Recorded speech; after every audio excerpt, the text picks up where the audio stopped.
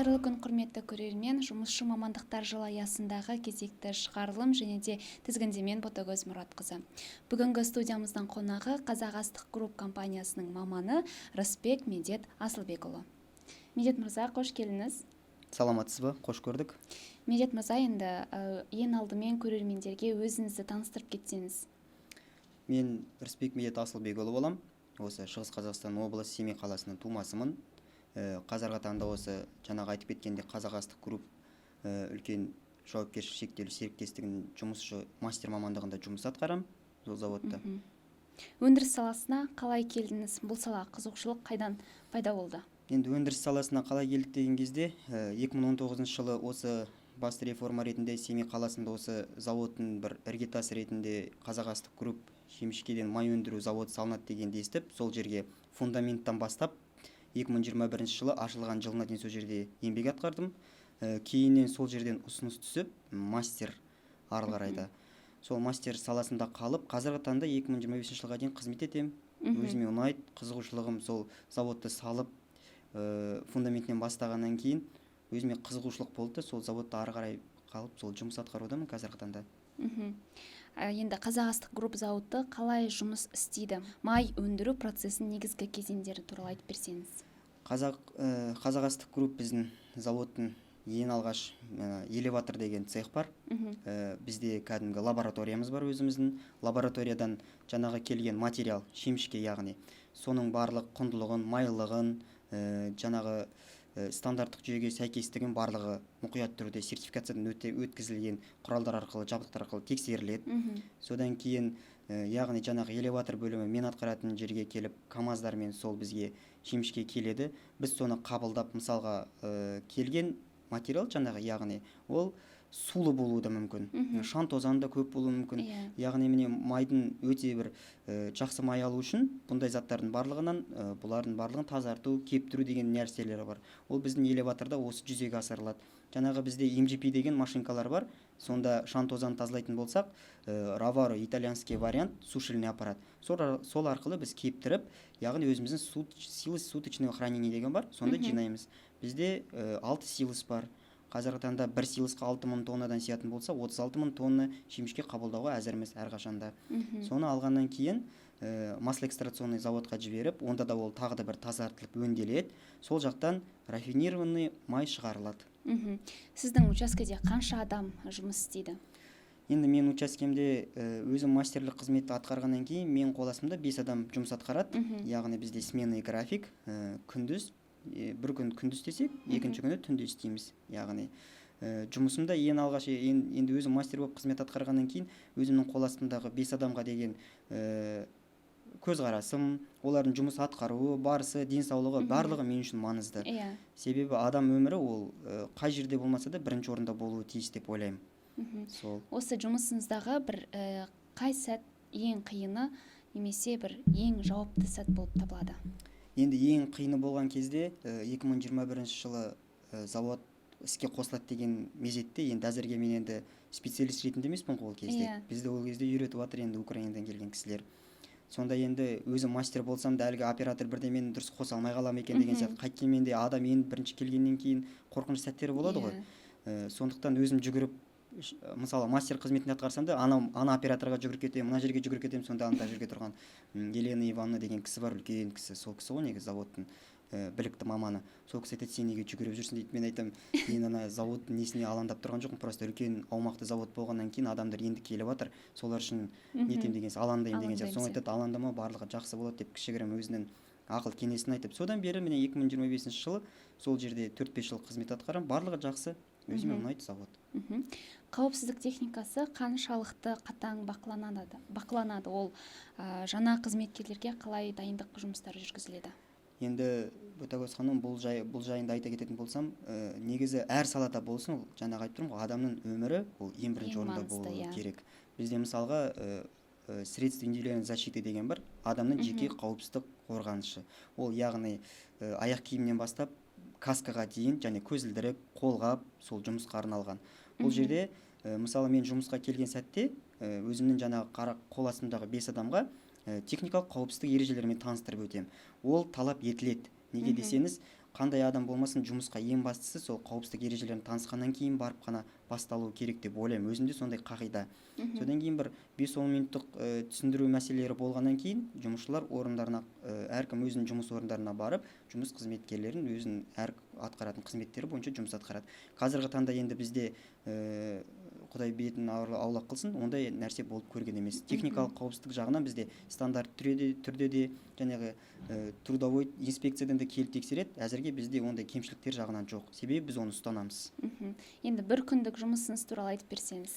Бір күндік жұмысым деген әдеттегідей жұмысқа мен ертерек келуге тырысам. Сағат 7-7:30 мәселесінде, сағат 8-де басталса да. Ол кезде мен келген сәтім жаңағы медбикеден өтем. Давление барлығы бізде қатаң түрде тексеріледі. Одан өткеннен кейін өзім жұмыскерлерімді күтем, жаңағы 5 адамымды. Ол кісілер келеді, олардың да денсаулығы, үй шаруасындағы мәселелері барлығын сол жерде шешіп алуға тырысамыз. Себебі жұмыста үйдегі мысалға болып жатқан кикілжің нәрсе деген ол ешқашан да араластыруға болмайды. Себебі бұл үлкен өндіріс. Адам өмірі деген жаңағы ең бірінші орында дегеннен кейін мен сондай нәрселерге өте көп көңіл бөлуге тырысамын. Енді бөлгеннен кейін де 5-10 минуттық жұмыстың мәселелері туралы түсіндіріледі. Бізге үлкен бастықтар жағынан нелер талаптар қойылады. Сол бір күндік кезеңдік жұмыстар атқарылатын. Біз соның барлығын бөлісе келісе отырып, әркім өзінің атқаратын міндеттері бойынша сол бізге берілген тапсырмаларды орындауға тырысамыз. 12 сағаттық жұмыс атқарамыз. Бағанағы 1 сағаттық ол бізде тамақ ішу, соған өзіміздің уақытымыз бөлінген. Мысалға, енді барлығы бізде автоматты түрде болғаннан, компьютерден басқарылғаннан кейін адамға көп деген бұл жерде күш түспейді. Тек қана қарау, мысалға тексеру, сондай мәселелер ғана болады. Тағы да айта кететін жағдай, бізде завод жаңағы айтып тұрмын ғой, стандартты жүйеде іске асырылады. Бізде модификацияға әлі де көшудеміз қазірге. Оның үстіне мысалға бұрынғы замандарда енді адамдар қолмен қатты еңбек құралдары арқылы істейтін болса, бұл жерде адамдар тек қана қазір компьютермен, бақылау жүйесі арқылы, тексеру жүйесі арқылы, мысалға автоматтық стандартты цифрлық мәселелерге өту бойынша жұмыс өте оңай. Сонымен 12 сағаттық жұмысымыз осылай өтеді. Келесі сменаға тапсырып, мысалы жұмысымызды тиянақты орындап, сол күнгі 12 сағатта болған жағдайларды келесі сменаның мастерына, яғни әр оператор бізде өзіне келген смена ауыстыруға келген операторға түсіндіруге тырысады. Себебі біз бір жүйе арқылы ғана жұмыс істейміз. Менде жақсы болып, ол кісілерде мұндай болып қою деген ол бізде жоқ. Бұл үлкен завод қой. Ол жерде ондай нәрселер қатты ескеріледі. Сол үшін де осындай мәселелерге бір күндік жұмысымызға біз өте қатты, мысалға, толыққанды жауапкершілікпен қараймыз. Енді 12 сағат бұл 1-2 сағаттың ғана жұмысы емес, осы күні бойы қайталанатын өндіріс процесі сіздерді жалықтырмайды ма? Жоқ, жалықтырмайды. Себебі біз бұл жерде қалай айтсам болады, заводқа келгеннен кейін мен өз басым енді жұмыскерлерімді қазір өзім артымнан келе жатқандар ғой, негізі бір жағынан мұғалімдік саласы болғаннан кейін ол менің оқушыларым сияқты әлі де. Өзім мастер болғаннан кейін өзімнің қандай жетек білетін тұстарым бар, соны барлығын үйретуге тырысамын. Мен ойымша былай, негізі мен мастер болғанмен де бұл должностьта мен қол астымдағы 5 оператордың әрқайсысы лайықты деп есептеймін. Себебі олардың мені айтқан жаңағы түсіндірмелерімді түсіну арқылы, қабылдау арқылы, мысалға кейде өздері де сұрайды, біліп-білмей жатқан, енді қандай өндіріс болмасын, ол жаңадан мысалы технология келіп жатқаннан кейін оны кейде білмейтін тұстары болады. Оны сұрайды, соның барлығын айтып, білмеймін, мені жалықтырмайды, маған заводта жұмыс істеген ұнайды. Айттым ғой, 5-6 жылдай бері осы жерде жұмысты атқарғаннан кейін барлығы үйреншікті түрде, күнделікті болған нәрсе күнделікті, енді кей кездері өзгерістер болады, бірақ онда өзгерістерге біз әрқашан дайынбыз. Сөзіңіз аузыңызда жаңа айтып кеттіңіз, мұғаліммін деп. Негізгі мамандығыңыз қандай? Осы туралы бір толығырақ айтып берсеңіз. Енді негізгі мамандығым, мен ауылда оқып өскеннен кейін өзім ауылымнан үлкен бір ғұламалар шықты, ақындар шықты. Енді өзім атам, апаларым да осындай кішкене осындай сәттерге жақын болғаннан кейін ең алғаш осы қазақ тіл әдебиет мамандығына мамамның нұсқаулығымен түскен болатынмын. Енді бұл ауылда түрлі шаралар өткізесің, концерттер жүргізуші боласың, яғни өлеңге, өнерге деген жолым болғаннан кейін анамның бір несі болды, ұсынысы осы қазақ тіл әдебиетін оқып алсаңшы балам деген сияқты. Оқығаннан кейін де жұмыс атқардым, сол бойынша жоғары оқу орнына түстім, оны да бітірдім. Бірақ завод бәрібір қызығушылық артып, заводта жұмыс атқарамын қазір. Жігітке жеті өнерде аз деп жатамыз ғой. Енді сіз үшін нағыз кәсіби жұмысшы болу қандай? Соның бір өзіңіздің идеалыңыздағы бар ма? енді мен идеалымдағы адам, мен қазір қалай айтсам болады, жігітке жеті өнерде аз деп жаңағыда айтып жатырсыз. Мен сол қазақ тіл әдебиетін бітіргеннен кейін кішкене спортқа деген өзімнің ынта-ықыласым болғаннан кейін спортында мысалы дене шынықтыру мамандығы бойынша жоғары оқу орнынан тағы да диплом алдым. Енді мен оқу деген ол мен үшін тежелі, мысалы екі диплом бар деген сияқты емес. Ары қарай да өзімнің оқуымды ары қарай жетілдіргім келеді. Қазіргі таңда енді осы заводта жұмыс жасап жүргеннен кейін заводтың бір мамандығы бойынша оқуға түсіп, оқу ойымда бар әлі де. Менің ойымдағы, енді жаңағы айтып тұрсыз ғой, өзім қанша оқып білсем де, мысалы кейбір сертификат алатын жерлерге де барып өзім оқимын. Көптеген корочкаларым бар, сертификаттарым бар, алғыс хаттарым бар, басқа да тұрғыдан да. Бірақ оның өзін мен аздық етемін. Адам бұл өмірде дүниеге келгеннен кейін барлығын біліп, ойына түйіп, үлкен жоғары көрсеткішке жеткізуге қолынан келеді. Барлық адам өзінің ынта-ықыласына байланысты деп ойлаймын. Және оқуды ары қарай жалғастырып тоқтатпау керек. Енді жастар арасында өндіріске жұмыс істеуге деген қызығушылықтары қазіргі таңда қандай деңгейде? Жастардың қазіргі енді қызығушылықтары енді артуда ғой. Негізі қазір өзіңіз байқайсыз, көптеген нәрселер қазір автоматты жүйеде, бұрындағыдай емес. Қазір Қазақстанда жаңа технологиялар енгізілуде, үлкен заводтар ашылып, осындай мысалға тек қана Қазақ астық групп емес, үлкенде реформалармен көшіп жатқан, технологиямен көшіп жатқан модификациясы бар, автоматтанды түрде жұмыс атқаратын үлкен заводтар бар. Қазіргі таңда біздің Қазақстан, өзі білесіз, үлкен көлемде не қазбасан да Менделеевтің кестесіндегі бүкіл нәрсе біздің Қазақстанда бар. Сол үшін де үлкен заводтар болашақта салынады деп ойлаймын. Біздің негізгі тұғырымыз осы үлкен заводтар салынып, өзімізді әлемдік деңгейде көрсету, яғни қанша кен орны, байлығымыз болса, соның барлығын әлемге паш етіп, үлкен материалдық жүйеде өзіміздің Қазақстанның бір белсенді мемлекет екенімізді көрсетіп, жастарымыз осы үлкен оқу орындары талайда әлі ашылып, осындай ғылыми жобалар ашылып, қазіргі таңда бізде енді әлі кішігірім осы жағынан төмендеуміз, бірақ енді болашақта мен ойлаймын, қазіргі таңда осындай үлкен ғылама, үлкен жаңағы оқулар ашылып, үлкен заводтар ашылып, білікті мамандарымыз, осы қазақ жастар енді қазір оқуды бітіреді, үлкен шетелден іздейді ғой, үлкен заводтарға кетуге тырысады. Сондай жүйе өзімізде болғанын қалаймын. Қазақстан дамуына үлес қосуымыз керек қой, жалпы әлемге таныту үшін. Және де енді жұмыс саласында да болсын, кейде енді практикада жүйеде келіп жатады бізге, түрлі оқу орындарынан көрініп тұрады, сұрайды, қызығушылықтары бар екен, содан да білуге болады. Адамның өзі аңғаруға болады ғой, қызығушылығы бар ма екен, жоқ па екен жұмысқа деген сияқты. Сонда келген кезде мысалға сұрайды, қалай келдіңіз, сұрақтары бар, ауыр емес пе деген сияқты жаңағыдай. Ол барлығы енді уақыт аясындағы нәрсе ғой, барлығы уақытша үйренуге болады. Мысалға соны айтып түсіндіріп, мысалға қандай қиын тұстары болса да жақсылап ыңғайына қарай айтуға тырысамын әр студенттің, чтобы олар қорықпау үшін. Әйтпесе көбінесе қазір үлкен мамандықтарды бітіріп алады да, кейін қорқынышпен мұндай жұмыста істемейді, басқандай мамандықпен жұмыс жасап кетеді. Кәсіби мансап жолында өзіңізге қойып жүрген басты қағиданыз не? Енді кәсіби жолда өзіме қойып жүрген басты қағидам ол осымен тоқтап қалмау, өзімді үлкен жерлерден әлі де көрсету, шама-шарқайым жеткенге шейін, жаңағы айтып тұрмын ғой сізге, биылдан қалмай бұйыртса осы заводтық жөнінде оқуға түсіп, кейін бір үлкен жерлерде, үлкен бір Алла қалап жатса, үлкен бір бастық бірдеңке болып жатсам, осы жастарды негізі заводтық тұрғыда шақырғым келеді. Біздің енді көбінесе қалай айтсам болады, жаңағы айтып тұрмын ғой, жастарымыз кішкене қорқақтайды осы завод саласына бойынша, потому что завод деген үлкен нәрсе ғой, ол кішігірім нәрсе емес. Сол үшін де ойлайды, ауыр, қиын деп. Бірақ біздің аталарымыз, әкелеріміз жолған жүрлер ғой бұның барлығы.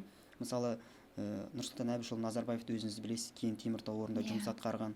Мысалға ол біздің жұмыстан мысалға 2-3 есе ауыр болса да, сондай жерден шыққан адам біздің елбасымыз болды. Мысалға сол үшін де ең бірінші қадам үлкен жолға аяқ басу үшін қиындық жолдармен жүре білу керек деп ойлаймын өз басым.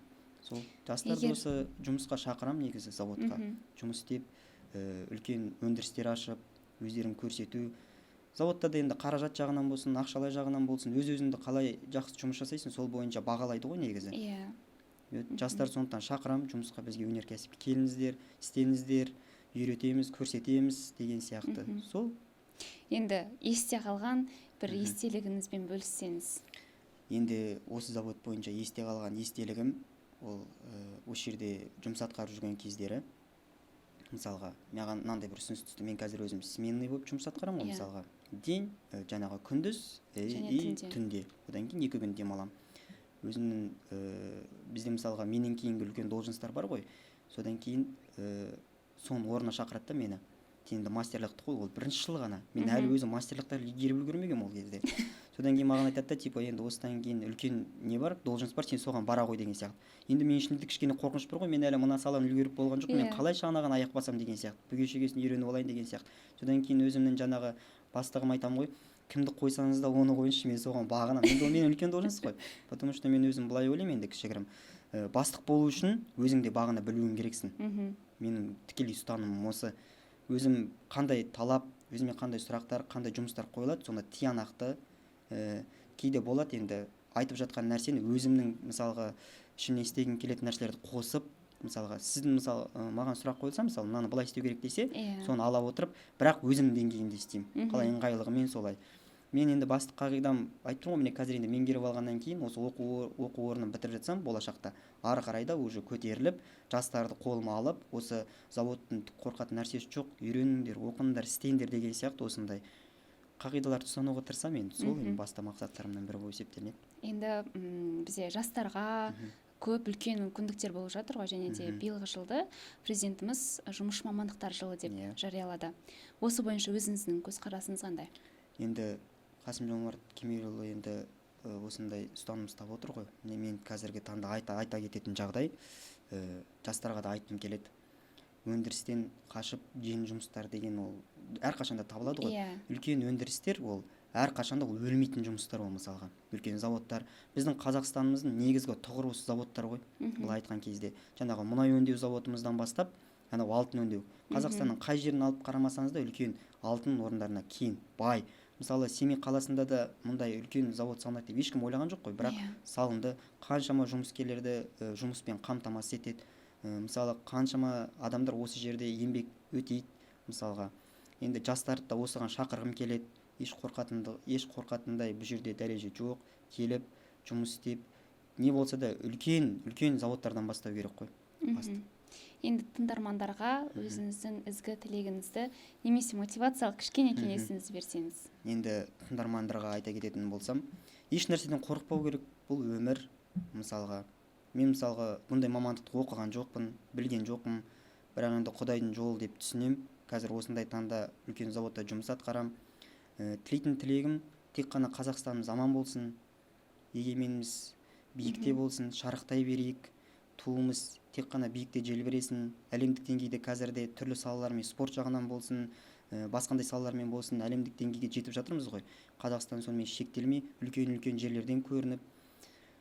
Негіз айтқан кезде, Қазақстан туған жеріміз болғаннан кейін, әр қазақтың жүрегінде осы Қазақстанды елге көрсету деп ұстаным ұстаса, сол өте жақсы болып жетті. Тілегімнің бірі сол болып айтқым келеді енді негізі.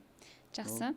Медет мырза, енді алтын уақытыңызды бөліп, бізге сұхбатқа келіскеніңізге сізге шын жүректен алғысымызды білдіреміз. Алдағы уақытта да жаңа белестерден, жаңа биіктерден көріне беріңіз, еңбегіңіздің жемісін көріңіз. Көптен көп рахмет, Ботагөз. Құрметті көрермен, жұмысшы мамандықтар жылы аясындағы еңбек жолы подкасты өз мәресіне жетті. Еңбектің наны тәтті.